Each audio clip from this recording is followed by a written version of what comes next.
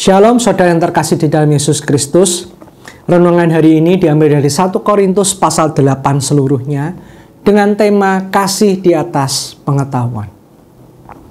Seorang teman saya yang bekerja sebagai guru pernah membagikan pengalamannya yang menarik. Ia mengira bahwa dengan menyiapkan rencana pembelajaran yang matang di awal tahun, maka ia cukup menggunakannya kembali pada tahun-tahun berikutnya. Cukup salin dan tempel. Begitu pikirnya. Namun ternyata kenyataan berkata lain. Setiap tahun ia merasa perlu memperbarui dan menyesuaikan silabusnya. Murid-murid berbeda, kondisi kelas berubah, dan dinamika belajar tidak akan pernah sama. Dari sanalah ia sadar, pengetahuan manusia selalu terbatas, tidak pernah mencapai final.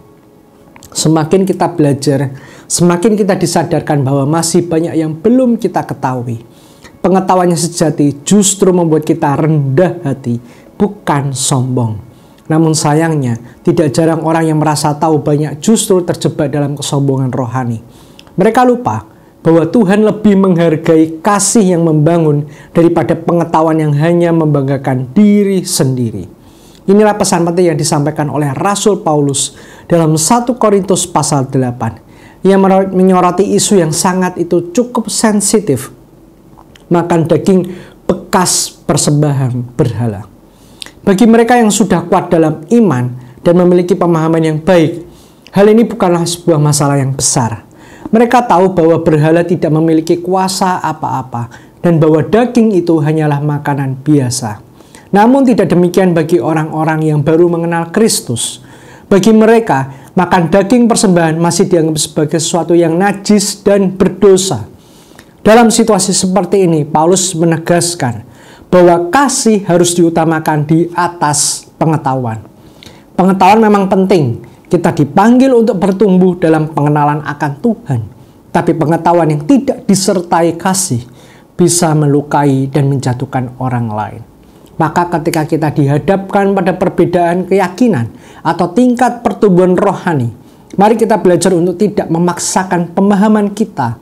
Kita bisa saja benar secara doktrin, tetapi menjadi batu sandungan bagi saudara kita yang masih lemah dalam iman.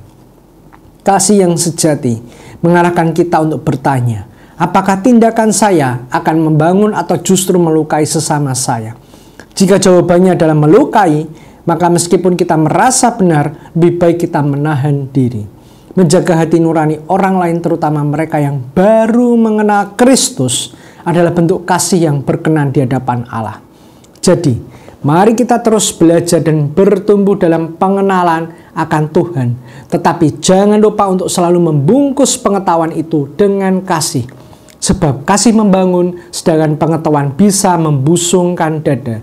Dan yang paling penting, di mata Tuhan bukan seberapa banyak yang kita tahu, melainkan seberapa besar kita mengasihi. Amin.